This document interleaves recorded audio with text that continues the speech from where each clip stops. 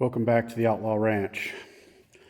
Well, today I went and picked up, I paid for a new single rear wheel bed here for Old Blue.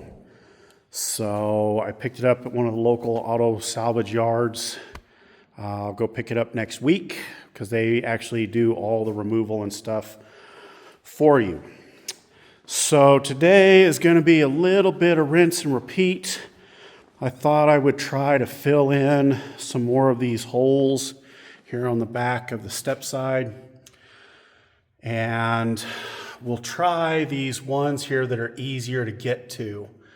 I do have a concern about this shock being here in place, only because I don't want to put any holes or anything in these hoses or anything like that. So I might try to manipulate the shock around a little bit, see if I can't get better access when I get to that point.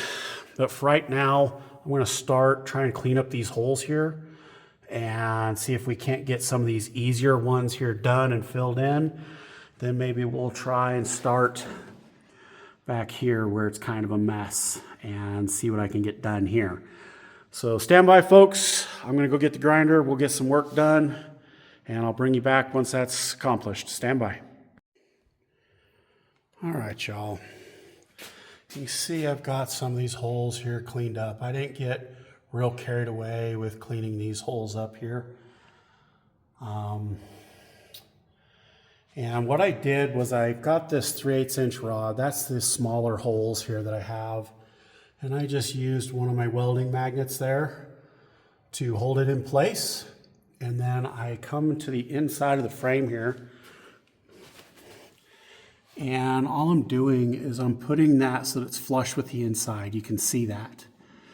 And all I have to do now is just come in here, put a tack up there at the top end there, do a little welding, probably just a few good tacks.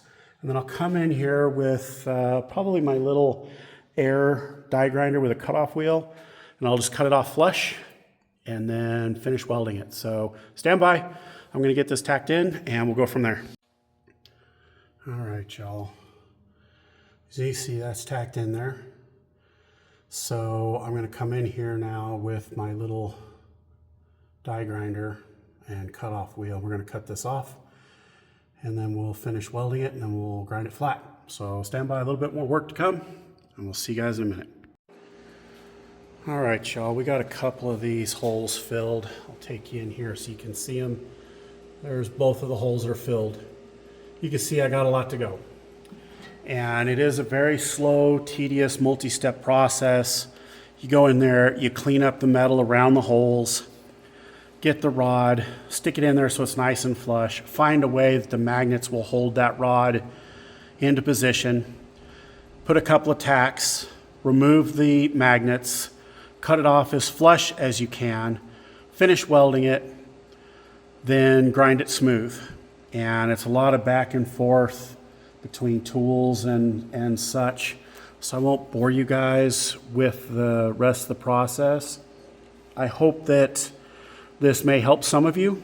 It's a pain in the butt. It really is. There's not a good way to do this. It's just tedious. So I appreciate each and every one of you guys that watch my work. If you have better ideas, please let me know. I did watch one guy who was taking bolts and he was rounding the heads off.